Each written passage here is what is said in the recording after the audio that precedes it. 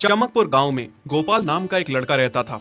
उसकी सौतेली माँ और बाप ने उसे घर से निकाल दिया था। उसकी सौतेली माँ ने सब कुछ अपने और अपने बच्चों के नाम पे कर रखा था और गोपाल को हिस्से के नाम पे 3 गायें दे रखी थी। गोपाल पढ़ा लिखा तो बहुत था, पर नौकरी ना मिलने के कारण उसने सोच लिया था कि वो अब उन तीनों गायें की खूब देख रेख करके उनसे जो दूध मिलेगा उसे बेच के अपना कारोबार चलाएगा। अब मैं बिल्कुल अकेला हो गया हूँ। गौ माता, तुम तीनों के अलावा मेरा अब कोई भी नहीं है। बस मेरा घर चलाने के लिए तुम तीनों को मेरी मदद करनी होगी। तीनों गायें बहुत ही हट्टी कट्टी और जवान थीं और रिश्ते में भी एक दूसरे की बहनें लगती थीं। चंपा, चमेली और मैना। मैना सबसे बड़ी और समझदार गाय थी। चंपा गर्भवती थी और चमेली को अभी अभी बच्चा हुआ था। वो दूध दे रही थी, जिसके दूध को बेच के गोपाल का थोड़ा बहुत घर चल रहा था। पर गोपाल को अब चंपा और मैना पे पूरा भरोसा था कि जब उनका बच्चा हो जाएगा तो वो खूब दूध देने लगेंगी और जिससे उसका कारोबार अच्छे से सेट हो जाएगा। देखा चमेली बहन, हमारे मालिक को कितनी उम्मीदें हैं हम तीनों से। हाँ चंपा, सुना मैंने, मालिक ने हमसे कितनी सारी उम्मीदें लगा रखी हैं। और उम्मीद रखे भी क्यों ना, कितना समय खर्च करते हैं मालिक हम पे और कितनी सेवा करते हैं हमारी, कितना खिलाते पिलाते हैं हमें। और फिर हम मालिक की उम्मीदों पे खरा ना उतरेंगी तो धिक्कार है हमारी जिंदगी पर। सही कह रही हो बहन तुम। चलो हम तो मालिक के लिए कुछ ना कुछ कर ही लेंगे। तुमने बच्चा दे दिया है, दूध भी दे रही हो, मैं भी गर्भवती हूँ। थोड़े दिनों में मैं भी बच्चे को जन्म दे दूंगी, फिर दूध भी देने लगूंगी।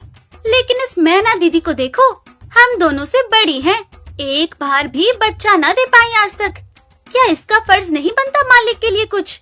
ये तो बड़ी हैं, हमसे ज्यादा इसको मालिक के लिए करना चाहिए था, लेकिन हम छोटी होकर इतना सोच रहे हैं। तुम दोनों ऐसा क्यों कह रही हो? क्या गलत कह रहे हैं हम? सही तो कह रहे हैं। कितने सालों से बांझ पड़ी हो तुम। ऐसा कैसे कह सकती हो तुम? बच्चा देना ना देना मेरे हाथ में थोड़े ना है। मैं भी तो माँ बनना चाहती हूँ ना। मैं भी चाहती हूँ कि दूध दूँ और मालिक को मेरे दूध से कुछ फायदा हो। अरे तुम क्या बच्चा दोगी जो इतने सालों से नहीं दे पाई? तुम ये ख्वाब लेना बंद करो कि तुम बच्चा दोगी और तुम्हारे दूध से मालिक को कोई फायदा होगा।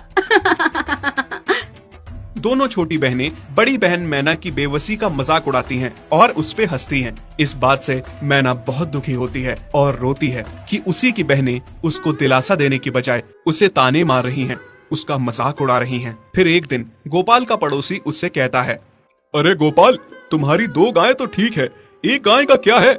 उससे तुम्हें कोई फायदा नहीं है, बेच क्यों नहीं देते उसे? अरे नहीं नहीं भाई साहब, बेचना क्यों उसे? अभी बच्चा नहीं दे रही तो क्या पता कल वो बच्चा दे दे। कोई भी काम जल्दबाजी में नहीं करना चाहिए। अरे नहीं गोपाल, मेरे कहने का ये मतलब था कि तुम्हें अपना कारोबार जल्द खड़ा करने की जरूरत है, क्योंकि तुम्हारे घर वालों ने तुम्हारे साथ जो कुछ भी किया वो बहुत गलत था। अब तुम्हें जो भी करना है अकेले ही करना है। आगे शादी भी तो करनी है तुम्हें, उसके लिए भी खूब पैसा कमाना पड़ेगा। जब तुम्हारी सारी गायें दूध देंगी तभी तो कारोबार अच्छा चलेगा ना। हाँ, बात तो तुम सही कह रहे हो भाई। मेरी मानो तो तुम अपनी गायों को क्रॉस करवा के देख लो, शायद उससे बच्चा हो जाए। हाँ, ये सुझाव तुमने सही दिया, मैं कल ही ऐसा कर लेता हूँ। सुना तुमने मैना बहन मालिक की बातों को?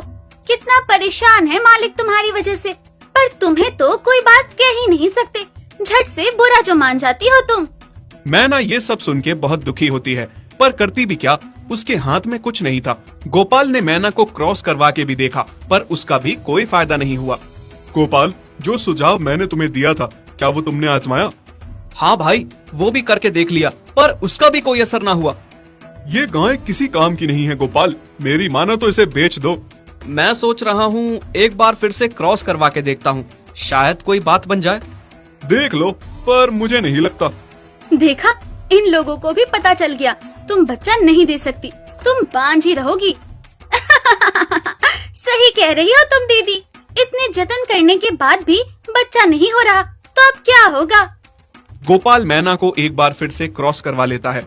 दोनों बहनें चंपा और चमेली मैना के बांझपन का मजाक उड़ाती हैं और उस पे खूब हंसती हैं। फिर एक दिन मैना चमेली के बच्चे के साथ खेल रही थी कि तभी चंपा देख लेती है। हाँ देख तो चमेली दीदी, ये मैना दीदी तेरे बच्चे के साथ क्या कर रही है? मुझे समझ में नहीं आ रहा, तू इस बांझ के साथ अपने बच्चे को कैसे छोड़ सकती है? जब मेरा बच्चा आ जाएगा मेरा अब कोई भी नहीं है। बस मेरा घर चलाने के लिए तुम तीनों को मेरी मदद करनी होगी।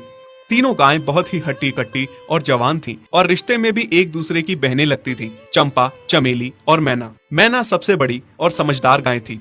चंपा गर्भवती थी और चमेली को अभी अभी बच्चा हुआ था। वो दूध दे रही थी, जिसके दूध को बेच के गोपाल का थोड़ा बहुत घर चल रहा था। पर गोपाल को अब चंपा और मैना पे पूरा भरोसा था कि जब उनका बच्चा हो जाएगा तो वो खूब दूध देने लगेंगी और जिससे उसका कारोबार अच्छे से सेट हो जाएगा। देखा चमेली बहन, हमारे मालिक को कितनी उम्मीदें हैं हम तीनों से। हाँ चंपा, सुना मैंने, मालिक ने हमसे कितनी सारी उम्मीदें लगा रखी हैं। और उम्मीद रखे भी क्यों ना, कितना समय खर्च करते हैं मालिक हम पे और कितनी सेवा करते हैं हमारी, कितना खिलाते पिलाते हैं हमें। और फिर हम मालिक की उम्मीदों पे खरा ना उतरेंगी तो धिक्कार है हमारी जिंदगी पर। सही कह रही हो बहन तुम। चलो हम तो मालिक के लिए कुछ ना कुछ कर ही लेंगे। तुमने बच्चा दे दिया है, दूध भी दे रही हो, मैं भी गर्भवती हूँ। थोड़े दिनों में मैं भी बच्चे को जन्म दे दूंगी, फिर दूध भी देने लगूंगी। लेकिन इस मैना दीदी को देखो, हम दोनों से बड़ी हैं, एक बार भी बच्चा न दे पाई आज तक। क्या इसका फर्ज नहीं बनता मालिक के लिए कुछ? ये तो बड़ी हैं, हमसे ज्यादा इसको मालिक के लिए करना चाहिए था, लेकिन हम छोटी होकर इतना सोच रहे हैं। तुम दोनों ऐसा क्यों कह रही हो? क्या गलत कह रहे हैं हम? सही तो कह रहे हैं। कितने सालों से बांझ पड़ी हो तुम।